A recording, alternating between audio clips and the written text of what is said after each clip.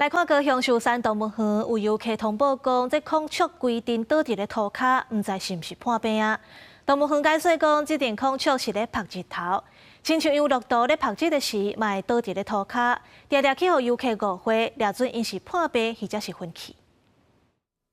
6只孔雀倒伫步道顶面，其中1只连颔棍拢拍伫涂骹，另外一个步道也有2只孔雀附伫步道顶面，有1只目睭佮开起来。这情形互来到高雄寿山动物园的游客真紧张，烦恼这孔雀是毋是集体破病，还是死去啊？赶紧去通报。 孔雀啊，那或者像我们平常看到，像是一些鸟类，它们通常在这种天气比较好的时候，都会藏在一个可能沙地上或平地上，那把那个身体躺平，然后把它的里面的翅膀张开，那就希望说可以充分的享受这个日光浴。 动物园出面澄清说明，讲孔雀是伫咧晒日头，这是因的习性。有当时啊，是骨会拍开，互日头甲身躯的寄生虫拍死，爱民众免烦恼。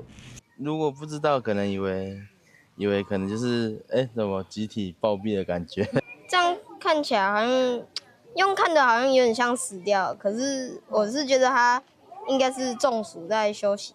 另外，杨导也常常互误会，因为伊困甲休困的时阵，常常身躯倒一边伫涂骹的姿势，也是常常互通报。就连这个号码也捌为着要规身躯浸伫水内底，点点倒伫水内底，也因为一摆会使浸开3分钟才浮出换开，也常常互游客惊一个。动物园提醒讲，下摆若是看到相款的状况，加停一个等看卖。若是真正拢无叮当，也欢迎随去通报动物园。记者自红合报道。